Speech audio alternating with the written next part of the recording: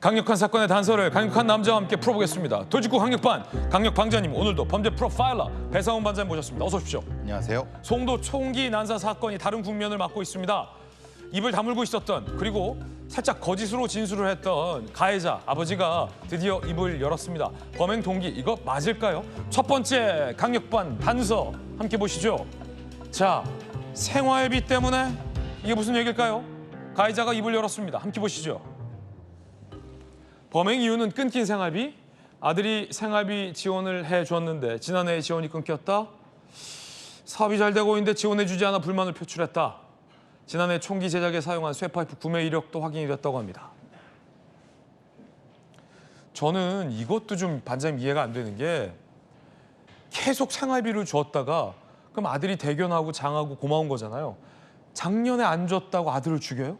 저는 이것도 범행 동기가 맞는지 좀 의심이 돼요. 예, 이 내용은 아마 프로파일러들이 투입돼 갖고 인터로게이션 좀 다른 방법의 면담을 하거든요. 그 과정에서 나온 얘기라고 그렇군요. 합니다. 근데 이제 사실 상대적 박탈감이라는 것은 계속 안 줬으면은 그대로 있는데, 많이 줬다가 갑자기 끊으면은 일종의 이제 마약 중독에서 뚝 끊어지는 형태, 금단 현상 같은 게 나타날 수 있거든요. 그러니까 그런 형태를 아마 얘기하는 것 같습니다. 그리고 프로파일러들이 뭐 일방적으로 이제 이거를 물어보고 대답 이런 방식이 아니라 진부 여부를 어느 정도 확인을 합니다. 그러니까 팩트는 분명히 지원금이 끊어진 것까지는 맞는 것 같아요. 왜냐하면 여기 유가족 쪽도 뭔가 뭐 착오가 있지만은 전체적은 아니다 이런 얘기를 하니까, 그러니까 이 과정 속에서 심리적인 어떤 문제가 있었던 것 같다. 말하자면 그 자체에서가 아니라 그것을 통한 다른 어떤 이유 때문에 어떤 문제가 발생했다라는 것이 아마 그런 흐름을 얘기하는 것 같습니다. 생활비 때문만 범행 동기를 볼 수 없지만 이거를 포함한 여러 가지 감정이 계속 격화되는 일이 있었던 거 아니냐. 그게 추정할 수 있는 거죠. 그런 정도까지는. 유족들은 이렇게 얘기합니다. 근데 아니라는 겁니다. 서로 간에 착오가 있어서 돈 지원이 제대로 아직 되지 않은 건 사실이지만 그것 때문에 범행을 저질렀다는 건 말이 안 된다. 전처는 모든 지원을 아끼지 않았다. 유족들은 억울해하고 있습니다. 이건 어떻게 된 겁니까? 뭐 당연하죠. 말하자면 유족 측의 또 충분히 입장이 이해가고, 예전부터 사실은 지원을 하셨던 건 맞는 것 같습니다. 네네. 그러니까 오랫동안 지원을 하신 건 맞는데, 문제는 이제 범죄라는 것은 오랫동안 했다고 해서 지금 당장 안 하면 사실 그게 어떤 망상적인 분노가 폭발할 수 있는 계기가 되거든요. 그럼 이 가해자, 그러니까 아버지는 지금 정신적으로 굉장히 정상은 아닌 상태인 거군요. 그렇죠. 그 상태는 아닌데 그게 뭐 질환까지는 아니라도 심리적인 어떤 부분은 분명히 있었던 것 같습니다. 그러니까 꾸준히 지원해 줬는데 갑자기 끊겼다라고 하는 것까지는 맞는 것 같은데, 근데 문제 유가족 쪽은 아니 꾸준히 해온 거 아니냐. 그러니까 최근은 약간의 어떤 뭐 기술적인 문제 때문에 그런 거지라는 부분이거든요. 그렇기 때문에 그 부분이 사실은 서로 간의 이게 인식의 차이 같습니다. 근데 그게 뭐 상식적으로 생각하시면 그렇다고 자식을 죽이는 건 말이 안 되지 않습니까? 말이 안 되잖아요. 그러니까 이 외에 이 범인한테 뭔가 플러스 알파가 좀 더 있는 것 같다. 더 있다. 예. 배상훈 반장님께서 보시기에는 뭔가가 더 있다. 예. 그거를 현장에 있던 지인이라는 사람은 조금 알 것 같아요. 예. 왜냐하면 현장에 있던 지인이 사실은 처음에는 무슨 진술을 했는데 나중에는 사실은 그거에 대한 철회를 했거든요. 그래서 그 부분은 조금 더 수사해봐야 될 것 같아요. 범행 동기를 두고 이른바 진실게임 양상입니다. 가정불화 있었다? 없었다. 생활비 끊겼다? 아니다. 아들만 살해를 했다? 아니다. 다 죽이려 했다. 궁금한 게, 만약에 아들이 생활비를 안 줘서 범행을 했다면 왜 그 자리에 있었던 지인과 며느리, 손주까지 다 살해하려 했었느냐. 이 부분이 좀 풀리지가 않아요, 반장님. 네, 그래서 그 부분이 문제가 되겠죠. 만약에 생활비 안 준 사람은 아들이지 않습니까? 그럼 아들만 뭘 어떻게 하면 되는 거지. 그 중에 있던 손자라든가 며느리는 사실은 관련이 없는 부분이니까. 그러니까 이건 진실게임까지 되면 안 되지만은 이게 진실게임까지 가는 게 너무 안타깝습니다. 그래서 팩트는 확실히 해야 되고, 부분 다른 어떤 요인이 있었는지는 수사를 통해서 밝혀져야 될 것 같습니다. 네, 두 번째 이 사건의 반전이랄까요? 단서랄까요? 함께 보시죠. 총기 사건 두 번째 대목은 이 폭발물을 두고서도 여전한 의문점이 있다는 겁니다. 일단 경찰의 이야기 들어보시죠. 가족 간의 불화에 의한 것으로 자세한 사항에 대하여는 진술을 회피하는 상황이고 피해자 주거진의 인화성 물질 설치 관련 피해자가 직접 연구하여 범행 전 집에서 나오기 전에 제작 완료하였다는 진술입니다.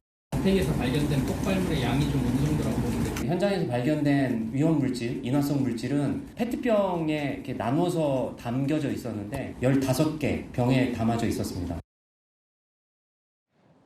이 대목에서 뭐가 새롭게 드러나냐면 이 사제 폭발물의 수준이요.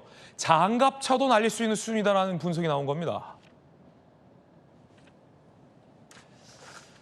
자, 한국 테러 학회장 이만종 회장에 따르면 자금 부족한 중동 무장 세력들이 자주 사용하는 방식이다. 일상에서 쉽게 구할 수 있는 재료지만 폭발력이 상상 이상이다. 장갑차도 날릴 수준이다. 아니, 반장님, 장갑차를 날려요? 네. 사실은 가장 강력한 폭발물이 저희들이 비료입니다. 비료. 질산암모늄이죠. 사실은 그거를 좋게 쓰면 비료인데 질산암모늄을 여러 가지 조건을 통해서 저렇게 하면 사실 강력한 폭발물이 됩니다. 그렇군요. 그러니까 근데 그 양을 저렇게 흐트러 놨잖아요. 그러니까 폭발의 위력을 더 높이려고 하는 그러니까 여러 가지 섞은 겁니다. 그래서 어제 그저께까지는 저걸 정확히 보여드리지 않았는데 그래서 저 양 전체는 아파트 전체를 날릴 수 있다. 그러니까 중동의 그 급조 폭발물이라고 그러지 않습니까? 탱크도 날리고요. 그리고 이제 미군이 들어오면 그 건물 자체를 날려갖고 큰 살산형을 되는 굉장히 위험한 것을 연구해 갖고 저기 할 정도니까 사실은 굉장히 위험한 사람이었던 거죠. 범죄 프로파일링의 관점에서 봤을 때 아들이 뭐 이혼의 탓을 자기에게 돌렸다. 그리고 뭐 생활비를 안 줬다라는 여러 가지 이유를 대지만 이건 또 설명이 안 되는 거예요. 그러니까요. 장갑차 날린다면서요. 그러니까요. 저 부분 때문에 실제로는 이 사람이 본인의 얘기와 현장 상황은 다른데 이 현장은 또 다른 현장이지 않습니까? 본인이 한 송도에서 현장과 이건 또 도봉구 현장이거든요. 예. 그러니까 두 가지가 겹쳐 있는 것이 아니냐. 어떤 거요? 말하자면 송도에서 범죄 현장은 생활비 얘기를 하지만 사실은 이 도봉구에서 부분은 그거 외에 다른 말하자면 자신의 분노를 그래서 이제 얘기 나오는 게 이상동기 뭐 범죄라든가 아니면 묻지마 무차별 얘기 나오는 것이 분노를 폭발적으로 한번 표출해 보고자 했던 그래서 자기 짐을 가져 나왔던 그런 얘기가 나오는 게 그런 겁니다. 여러 가지 겹쳐 있다. 프로파일링 결과 이상 동기 범죄라는 이야기도 나옵니다. 이게 뭘까요? 함께 보시죠. 이상 동기 범죄. 명확한 동기 없이 불특정 다수를 공격하는 행태라는 거예요. 산탄 86발 등 다량의 총기 관련 부품, 자택에서 장갑차도 날릴 만한 양의 폭발물. 전문가들 이상 동기 범죄 결론할 수 있다. 가족들 성공의 박탈감, 타깃은 명확하다. 의견이 좀 갈리고 있는데 자, 우리 강력 반장님의 견해는 어떤 겁니까? 저는 두 가지가 다 존재할 수 있다고 네, 봅니다. 그래서 현장이 두 개일 수 있다는 거죠. 하나의 현장은 가족 전체 혹은 가족과 연결된 어떤 그다음에 도봉구 현장은 말씀하신 그 분노에 확산된 사회적 분노. 그래서 현장이 둘이라 할 수 있다는 겁니다.